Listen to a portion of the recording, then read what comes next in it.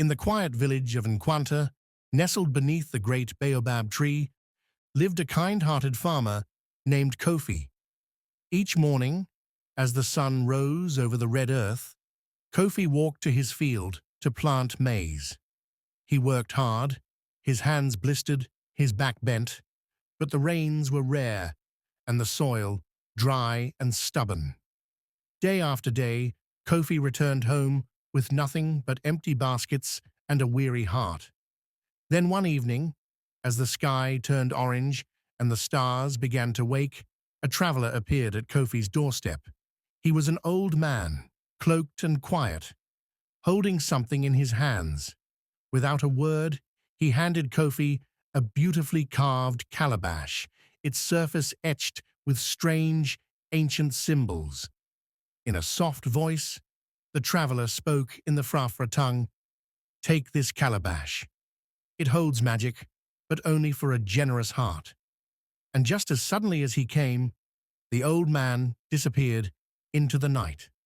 The next morning, unsure but hopeful, Kofi poured a small handful of sorghum into the calabash.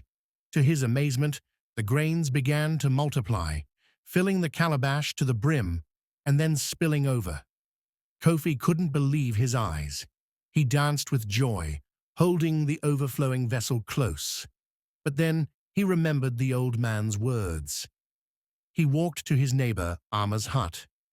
Her roof was leaking, and she had nothing to cook. Without hesitation, Kofi offered her grain from the calabash. Her eyes filled with gratitude. Word spread quickly. That evening, the entire village gathered beneath the baobab tree, sharing food, laughter, and music, thanks to Kofi's generosity. But as time passed, a quiet thought crept into Kofi's mind. What if I kept the magic all to myself? One night, he sat alone by a dying fire, staring at the calabash. The laughter of the village faded behind him.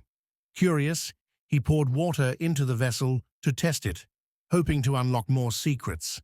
Suddenly, the calabash cracked in two, and the grains spilled across the floor, vanishing into the dirt. The magic was gone. Kofi was heartbroken. At dawn, he took the broken calabash to the village square. With a heavy heart, he stood before his people and said, "I let greed take hold of me. I'm sorry. I forgot what mattered most." The villagers looked at him quietly.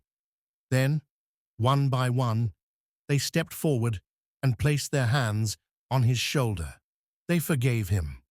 Together, they returned to the fields. They planted new seeds, this time side by side. And when the rains came, the earth welcomed them with life. Kofi smiled, not because the calabash had returned, but because he had.